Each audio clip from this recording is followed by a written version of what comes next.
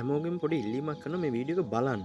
බලලා තව කෙනෙක්ට බලන්න ෂෙයා කරන්න කියන. මොකද මේක හරි වැදගත්. මොකද අපේ අම්මලා තාත්තලාට විශේෂයෙන්ම කියන ඔබේ දරුවට මේ වගේ තත්යකටපත් වෙන්න නොබොදුනගේ ඉඩ තියෙන. මොකද තමන්ගේ වැඩ කටයුතු කරන්න අපේ සමහරක් අම්මලා තාත්තලා තමන්ගේ වැඩ කටයුතු කරගන්න, බත් ටික කවා ගන්න, නිදි කරව ගන්න තමන්ගේ ජංගම දුරකථනය දෙනවා. ඉතින් ඒක පොඩි දවස් වල ඉඳලා පුරුදු වෙලා YouTube ගිහිල්ලා සමට අම්මා තාත්තවත් දන්නේ නැති දේවල් තමගේ කුඩා දරුවා දන්නවා. ඉතින් ඒ දරුවා ලොකු වෙනකොටත් ඔයකට පුරුදු වෙනවා. ඉතින් බලන්න මේ දරුවා කොච්චර විඳවන විඳවිල්ලත් කියලා. ඒක විඳවන්නේ ඒ දරුවා විතර නෙවෙයි. තමගේ අම්මා ඒ දරුවගේ අම්මා තාත්තා මේක වෙන රටක දෙයක් වෙන්න පුළුවන්. නමුත් ඒ දරුවගේ අම්මා තාත්තා පවා විඳවනවා නේද? මොකද බලන්න කොච්චර ෆෝන් එකට ඇබ්බැහි වෙලාද කිව්වොත් ඒ දරුවා මේක වීඩියෝ එක මම සමහරක් දේවල් අයින් කරා. ඒ දරුවා නිින්දෙදි පවා ෆෝන් එක ඔබනවා. ඒ තරමට තමන් නිදිය ගන්නෙත් ඒකට යොමු වෙලා. ඉතින් සමහරක් ළමයි ගේම් ගහලා තමන්ගේ මනස විකෘති කරගෙන අම්මා තාත්තා සහෝදර සහෝදරි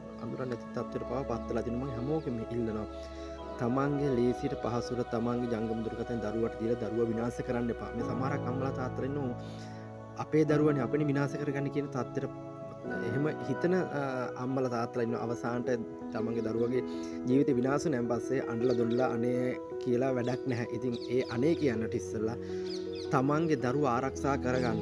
මොකද ගොඩාක් මේ ඉස්කෝලේ ප්‍රශ්න හින්දා ඔන්ලයින් ක්ලාස් හින්දා පේපර් එක දේවල් ජංගම දුරකථනට දාන හින්දා WhatsApp හරහා ඒ වෙනින්ද ළමයි ගොඩක් විනාශ වෙන තැනටපත් වෙලා තියෙනවා. ඉතින් ඒකට සමහර ගුරුවරුත් වග කියන්න ඕනේ. ඉතින් මේ හැමදේම ලේසියට පහසුවට ජංගම දුරකථනේ පොඩි කට්ටියට දීලා අවසානට විනාශ වුණාන් පස්සේ හපොයි කියන තත්ත්වයටපත් වෙන්න එපා. විශේෂයෙන්ම ඉල්ලනවා තමන්ගේ දුවා දරුවා රැක ගන්න.